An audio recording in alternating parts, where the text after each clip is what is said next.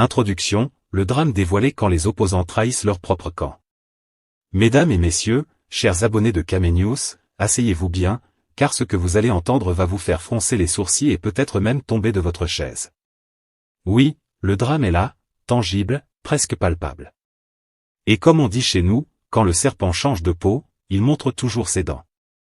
Eh bien, préparez-vous, parce que ces dents viennent de là où on s'y attendait le moins, de l'opposition elle-même. Le titre que vous venez de lire, Les langues se délient, les opposants qui ont demandé au régime d'écarter Maurice Kamto, ne racontent même pas toute l'histoire. Oui, mes amis, pendant que le peuple regardait les leaders de l'opposition s'agiter sur les plateaux télé et promettre le changement, certains d'entre eux ont manigancé dans l'ombre, comploté contre leur propre favori, celui qui était censé incarner l'espoir et la renaissance politique.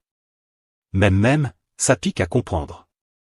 Imaginez la scène, Maurice Kamto, homme respecté, stratégique, porteur d'un rêve collectif, voit sa candidature rejetée.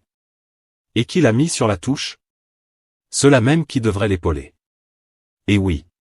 Des figures de l'opposition qui passent leur temps à dénoncer le pouvoir, mais qui, en coulisses, signent des accords sournois pour s'assurer que le vrai favori soit éliminé. On pourrait presque en rire si ce n'était pas tragique.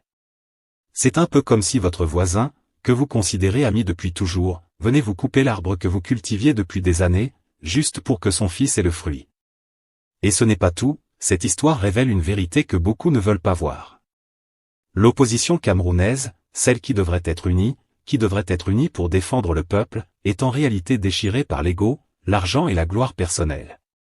Même, on dirait une pièce de théâtre où chacun joue son rôle à merveille, sauf que le public, ce sont les Camerounais, et eux, ils ne peuvent pas quitter la salle. Alors, restez bien avec nous, parce que cette vidéo va décortiquer chaque mouvement, chaque accord secret, chaque trahison, avec des révélations que vous ne trouverez nulle part ailleurs. Chaque parole, chaque geste a un sens. Ici, sur Kame News, on ne vous sert pas l'actualité tiède et insipide, on vous la sert bien épicée, avec du piquant, du croustillant et surtout, sans filtre. Mais avant de plonger dans ce monde de complots et de secrets, prenez un instant, aimez cette vidéo, abonnez-vous à la chaîne et activez la cloche de notification, pour ne rien manquer de nos enquêtes exclusives. Parce que ce que vous allez entendre n'est pas banal. Même, ça va vous faire regarder la politique camerounaise d'un tout autre œil. Alors, chers spectateurs, posez-vous la première question, si les opposants eux-mêmes ont demandé l'écartement de Kamto, qui reste vraiment fidèle à la cause du peuple? Réfléchissez car le mystère ne fait que commencer. Partie 1, le choc de l'exclusion quand Kamto tombe du piédestal. Mesdames et messieurs, commençons par le coup de tonnerre, la mise à l'écart de Maurice Kamto. Oui, le grand favori, celui que beaucoup voyaient comme le seul capable de bousculer le système, a été écarté comme un mauvais joueur à la fin d'une partie de domino. Imaginez le choc, un homme qui a passé des années à construire son image, à mobiliser le peuple, à mettre ses espoirs et ceux de ses partisans dans chaque discours, chaque meeting, et soudain, pouf. Éliminé. Les raisons? Officielles, elles sont, techniques, dossier incomplet, irrégularité dans le parrainage, papier mal tamponné, tout un jargon administratif qui pourrait faire bâiller un avocat d'étoudi. Mais entre nous, mes frères, qui croient encore au papier quand il s'agit de politique camerounaise? Ici, même le meilleur dossier peut être rejeté si la volonté du pouvoir décide autrement. C'est un peu comme dire, ton manioc est parfait, mais la marmite ne veut pas le cuire. Et ce qui est intéressant, c'est que ce n'est pas simplement une exclusion isolée. Non, mes amis, c'est un mouvement orchestré, qui révèle les rivalités et les alliances secrètes. Certains opposants, au lieu de soutenir le favori et de créer une force commune, ont préféré jouer dans l'ombre. Et là, je vous arrête, c'est ce que Jacques Jorelzang a dénoncé. Selon lui, ces manœuvres ne visent ni le peuple, ni la démocratie, mais juste la gloire personnelle et l'argent facile. Même, ça pique à voir. Imaginez la scène, Kamto reçoit la nouvelle, ses partisans tombent de stupeur, et dans les coulisses, certains de ses concurrents sourient presque en se tapant sur l'épaule. On dirait une partie de dames où chacun attend que le roi tombe pour pouvoir chanter victoire. Le problème, mes frères, c'est que ce jeu ne profite jamais au peuple. Le peuple reste dehors, spectateur impuissant, pendant que les acteurs politiques s'agitent comme des comédiens dans une pièce mal écrite. Et puis, il y a la réaction de Kamto, digne, stratégique, mais triste.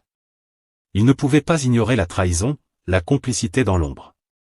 Il savait que l'éliminer ne réglerait pas le problème, que l'opposition, au lieu de s'unir, continuerait à se chamailler. C'est là que la satire devient douloureuse, ce n'est pas Kanto le problème, c'est ceux qui se disent opposants et qui pensent d'abord à leur ego avant le bien commun. Alors, chers abonnés de Kame News, réfléchissez avec moi, si le grand favori peut être écarté par des manœuvres administratives ou des coups de coulisses, qu'est-ce qui garantit que le prochain scrutin sera juste? Et surtout, si l'opposition continue à se saborder elle-même, comment le peuple pourra-t-il espérer un vrai changement? Pour résumer cette première partie, mes frères et sœurs, la chute de Kanto est un avertissement. Elle montre que dans ce pays, même les héros peuvent tomber, non pas à cause de leur faiblesse, mais à cause des petits jeux d'ombre de ceux qui prétendent être leurs alliés. Et la question qui brûle maintenant sur toutes les lèvres, qui parmi les opposants va se lever pour défendre le peuple au lieu de défendre son fauteuil? Et je vous pose la question, chers spectateurs, croyez-vous que l'exclusion de Kanto est purement administrative, ou qu'il y a des mains invisibles de l'opposition derrière cette décision? Écrivez vos avis en commentaire et partagez cette vidéo. Partie 2, le monde voit l'opposition en éclat quand le sabotage vient de l'intérieur. Mesdames et messieurs, asseyez-vous bien, parce que ce que je vais vous raconter maintenant, ça va vous faire lever les yeux au ciel. Oui, c'est ici que le feuilleton devient un vrai thriller, avec plus de rebondissements qu'une partie de l'auto du marché un samedi matin. Vous vous rappelez de Maurice Kanto? Celui que beaucoup voyaient comme le grand favori, l'homme capable de bousculer les plans du pouvoir. Eh bien, il a été mis sur la touche, mais pas seulement par les institutions. Non, mes frères et sœurs, le véritable coup de poignard, il vient de ses soi-disant camarades d'opposition. Imaginez la scène, des opposants qui passent leur journée à hurler sur les plateaux télé, à promettre le ciel et la terre au peuple, mais qui dans l'ombre, signent des accords sournois, comme des adolescents en train de partager un secret interdit. L'activiste Jacques Jorel-Zing n'a pas mâché ses mots, ces gens-là ne pensent ni au bien collectif, ni à la justice, ni à l'avenir du pays. Leur unique moteur? L'argent et la gloire personnelle. Même, ça pique à la vue, hein? Alors on peut se poser la question, comment ont-ils pu écarter Kanto, et pourtant, rester incapables de s'entendre sur un candidat unique? C'est là toute la farce. Vous avez enlevé le plus gros obstacle, le favori incontesté, et qu'est-ce qu'on voit? Des négociations interminables, des palabres sans fin, des réunions où chacun brandit son ego comme un drapeau. Au lieu de bâtir une coalition solide, ils passent leur temps à se chamailler pour savoir qui sera sur la photo, qui aura la première ligne, qui prononcera le mot « changement » le plus fort. C'est à ce moment qu'on comprend la profondeur de la crise, Maurice Kanto n'était pas le problème. Non, le vrai problème, c'est cette opposition qui n'a jamais su dépasser ses querelles personnelles, qui préfère la poudre aux yeux et les deals de dos au véritable rassemblement. Mes chers abonnés, si vous regardez bien, c'est un peu comme si vous aviez un groupe de musiciens qui devraient jouer un seul morceau, mais chacun joue son propre rythme, son propre instrument, et personne ne suit la partition. Le résultat? Un bruit confus, où le public ne sait plus s'il doit applaudir ou partir en courant. Et l'activiste, dans sa colère, lance un avertissement cinglant, vous avez réussi à mettre Maurice Kanto de côté, mais vous ne parvenez toujours pas à vous mettre d'accord sur un candidat consensuel. Mes frères, ça c'est la punchline qui résume tout. Vous voyez le niveau? Même quand on vous sert la solution sur un plateau, vous êtes incapable de la saisir. Au lieu de construire une stratégie commune, vous continuez à jouer aux enfants gâtés, à vous chamailler pour le moindre morceau de pouvoir, pendant que le vrai problème, le système en place, continue de respirer tranquille. Et là, je ne parle même pas des manœuvres secrètes, des petites enveloppes qui circulent dans les couloirs, des discussions nocturnes pour garantir un fauteuil ou une visibilité médiatique. Tout ça, mes amis, c'est la vraie pièce satirique, des opposants qui se battent pour leur ego plutôt que pour le peuple. Même, on dirait presque une telenovela politique, avec des héros qui trahissent à chaque épisode et un public qui finit par soupirer, mais bon, à quoi ça sert? Alors, chers spectateurs, posez-vous la question, si ceux qui devraient représenter le changement sont eux-mêmes incapables de s'unir, comment peut-on espérer un véritable bouleversement? La disqualification de Kanto n'a pas réglé le problème, elle l'a simplement révélé au grand jour, l'opposition camerounaise et sa propre malédiction.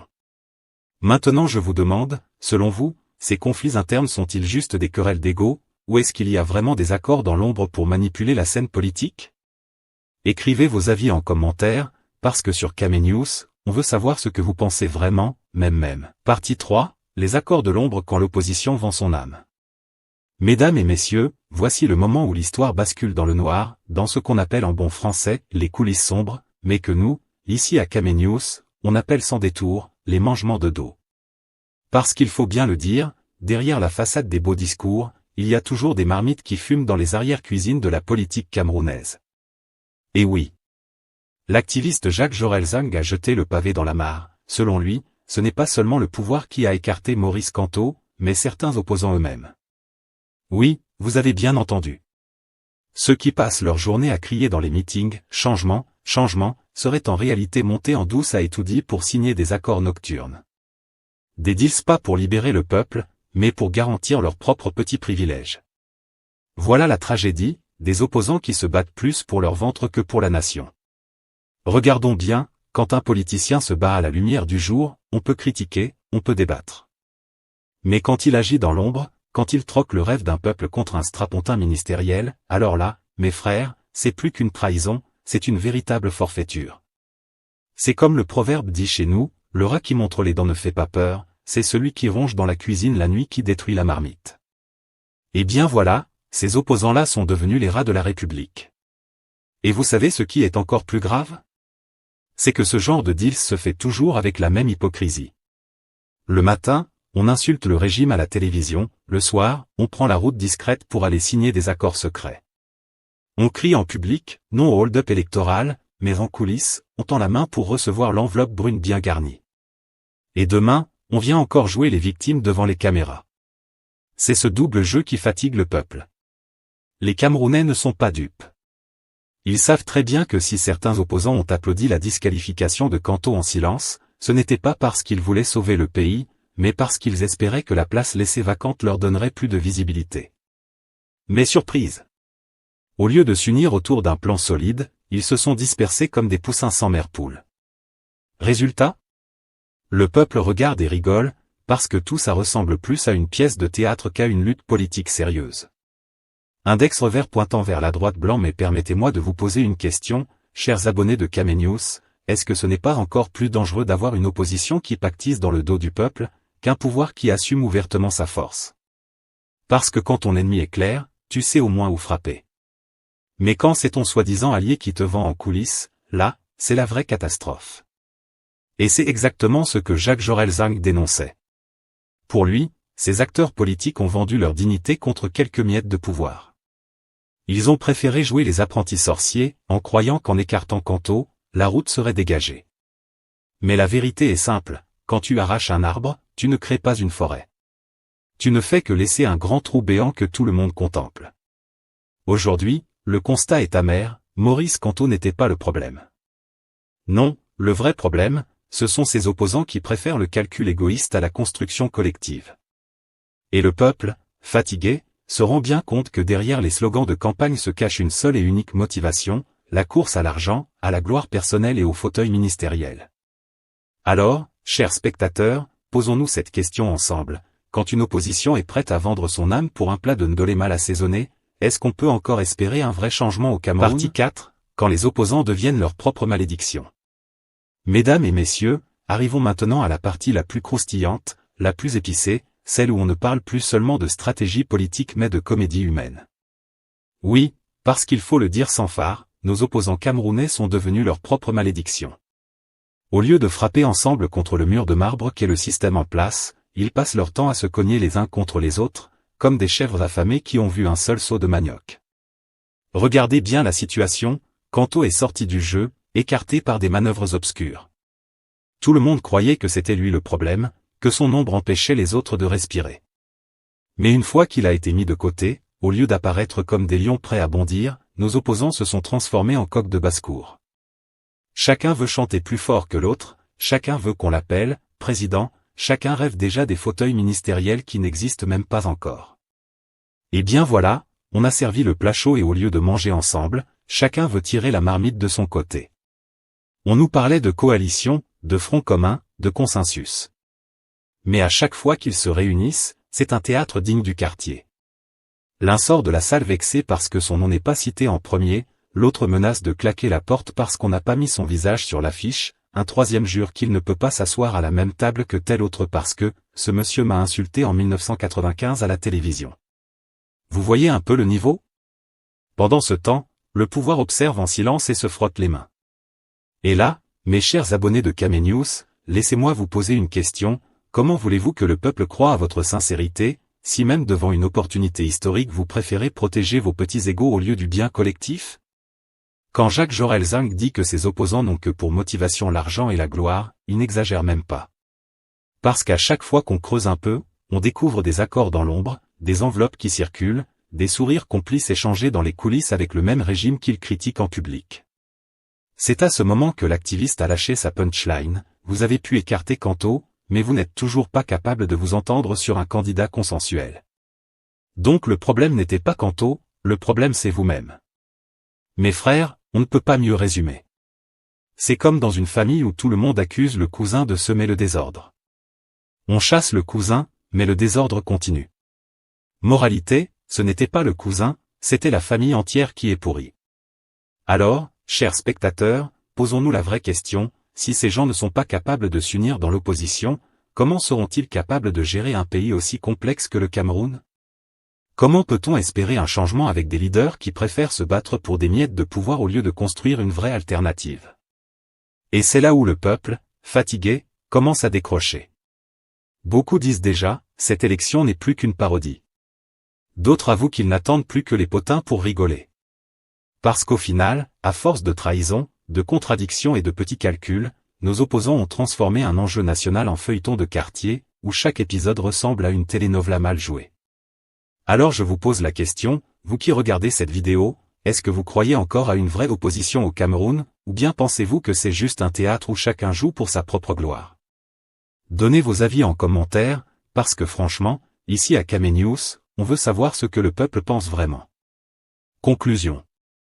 La mise à l'écart de Maurice Canto n'est pas seulement une affaire de papier, c'est un miroir qui renvoie l'image floue d'une opposition fragmentée, d'institutions fragilisées et d'un débat national qui se joue entre stratégie procédurale et aspiration populaire. Qui profite vraiment de ce vide? Qui signe dans l'ombre? Et surtout, que feront les Camerounais? Colère, résignation, ou action structurée? Maintenant à vous la parole.